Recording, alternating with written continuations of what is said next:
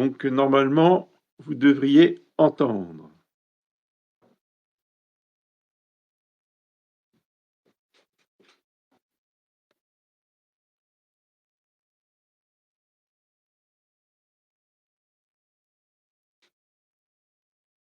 Ah, le son est clair, très bien, c'est déjà ça. Bon je vous avoue, c'est la première fois que je fais sur Substack, donc je connais pas, je découvre au fur et à mesure. Mais ça peut être un très, très bon une bonne alternative par rapport à YouTube. Si on peut se libérer de YouTube, c'est très bien.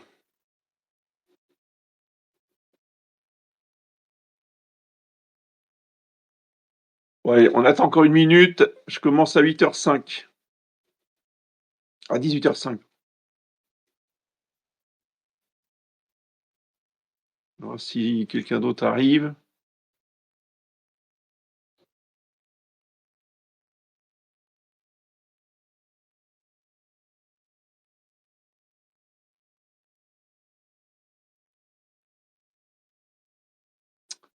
Et puis, une chose que j'aimerais savoir aussi, avant de commencer, c'est est-ce que vous pouvez poser des questions, audio? Est-ce que vous pouvez parler ou est-ce que c'est juste des messages écrits? Ça, ça serait intéressant de savoir.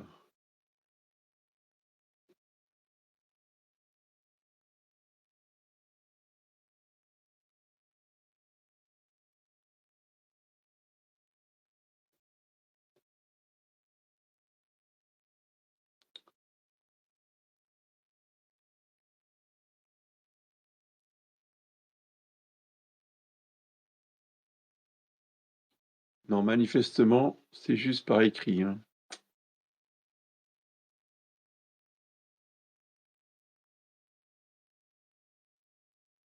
Bon voilà, on va commencer. Bon, je voulais juste, faire un petit direct pas très long, mais qui me semblait important par rapport à la fête de Saint Gabriel d'abord, parce que Saint Gabriel, c'est l'archange de la communication. Et oui, le saint patron des communications. C'est lui qui a annoncé à la très sainte Vierge Marie la naissance future du Sauveur, donc la conception du Fils de Dieu, du Verbe incarné, mais pas seulement à Sainte Vierge. Et c'est lui aussi, l'ange Gabriel, qui a annoncé à la prophète, oui, non pas la prophétesse Anne, parce que la prophétesse Anne, c'est celle qui était avec Siméon dans le temple, mais avec Anne, la mère de Samuel dans l'Ancien Testament. C'est Saint Gabriel qui lui est apparu. De même qu'au prophète Daniel, l'ange qui apparaît au prophète Daniel, c'est Saint Gabriel. L'ange qui apparaît à Saint Zacharie pour annoncer la naissance de Saint Jean-Baptiste, c'est Saint Gabriel. L'ange qui apparaît à Saint Joseph, évidemment, c'est aussi Saint Gabriel. Et peut-être que j'en oublie encore. Et oui, donc Saint Gabriel, c'est vraiment l'ange des messages divins qui sont vraiment très importants. Saint Michel Archange, c'est plus, si vous voulez, le combat. Lui, je vous ai dit, c'est les forces de l'ordre. Il intervient pour chasser les démons, leur casser la figure, les menotter, les ligoter, les enchaîner. Euh, voilà. Tandis que Saint Gabriel, lui, il établit les communications.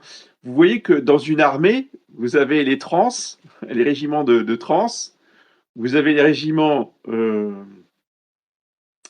on appelle ça, la médecine, quoi, les infirmiers, les hôpitaux, service de santé. Service de santé, c'est Saint-Raphaël. Voilà. Et force spéciale, c'est Saint-Michel. Donc aujourd'hui, nous célébrons l'ange des transmissions, l'ange des communications. Alors, à l'occasion donc de cette fête de Saint Gabriel, je me permettais d'attirer votre attention sur la réponse de la très sainte Vierge Marie à cette annonce qu'elle serait la mère du Sauveur, que nous redisons dans chaque Je vous salue Marie, que nous renouvelons dans chaque Angélus, Fiat mihi secundum verbum tuum, qu'il me soit fait selon votre parole, 3 fois par jour dans l'Angélus. Donc cette réponse de la Sainte Vierge est vraiment très, très, très importante. Sans cette réponse, sans ce consentement, sans ce fiat, il n'y aurait pas eu d'incarnation ni de rédemption. C'est-à-dire que le sort du monde était suspendu aux lèvres de la Sainte Vierge, et le Saint-Esprit comme l'ange attendait la réponse. Le Saint-Esprit connaissait d'avance la réponse, pas l'ange. L'ange ne savait pas ce qu'elle allait répondre, bien qu'il s'en doutait un peu.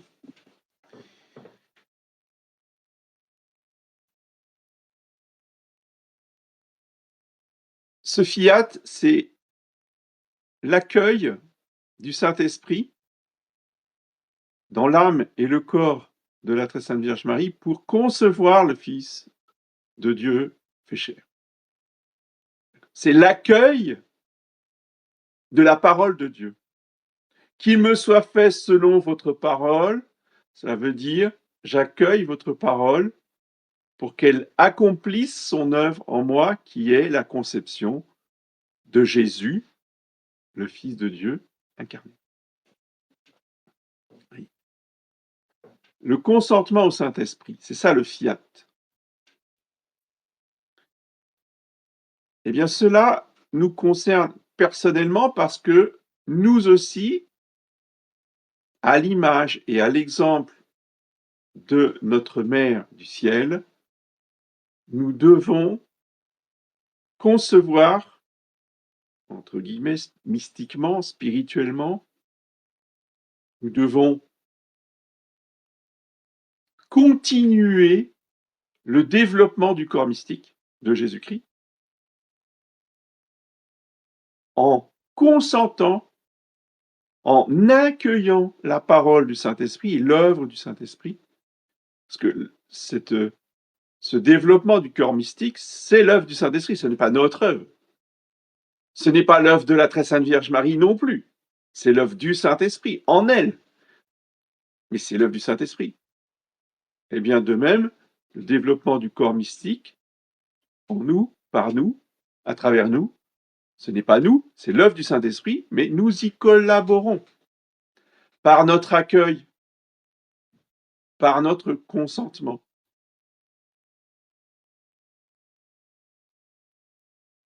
Et cet accueil et ce consentement à la parole du Saint-Esprit qui va permettre l'œuvre du Saint-Esprit. Quelle est cette œuvre? Je viens de vous le dire, c'est le développement du corps mystique. Ça, c'est une façon très spirituelle de vous présenter la chose. Mais concrètement dans nos vies, ça veut dire quoi? Ça veut dire que nous allons accueillir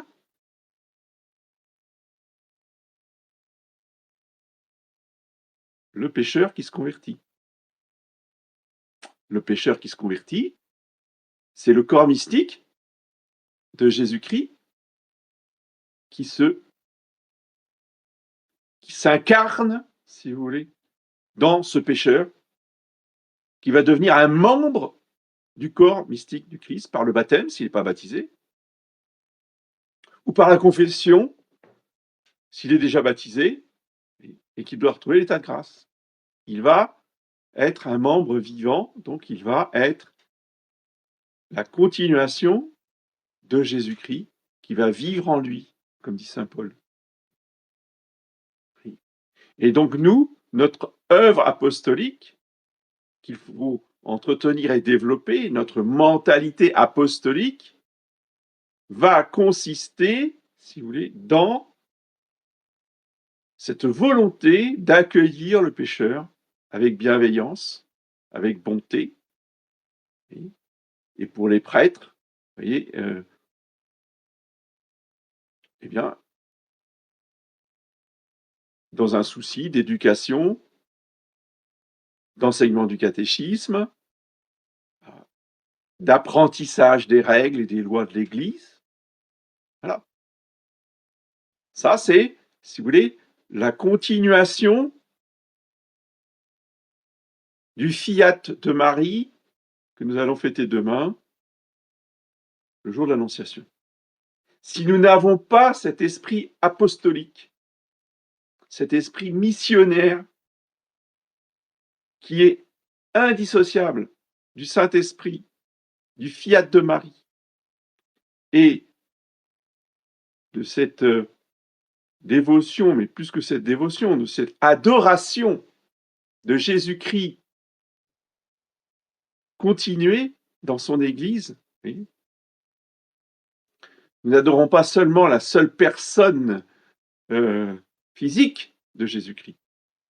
Nous adorons Jésus-Christ dans son corps complet, son corps mystique.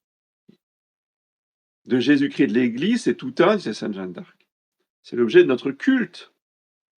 Donc si nous voulons demeurer dans ce corps mystique, nous devons entretenir cette flamme de l'esprit apostolique et missionnaire.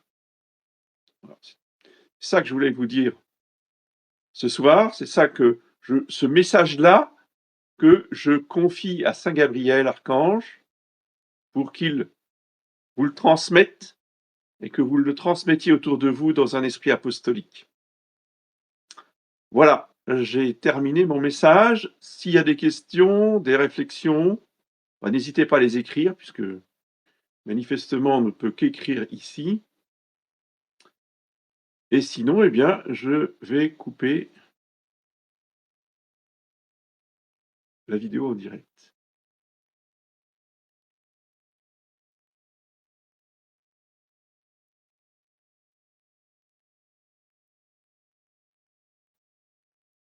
D'accord. Bien, écoutez, je vous dis bonsoir. Merci en tout cas d'avoir participé à l'union de prière avec Saint Gabriel.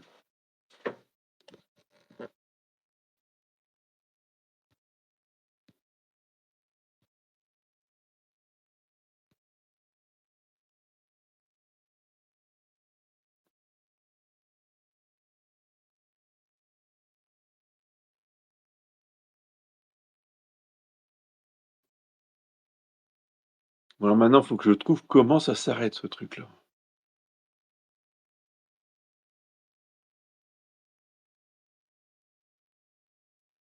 Pas évident. Pas intuitif.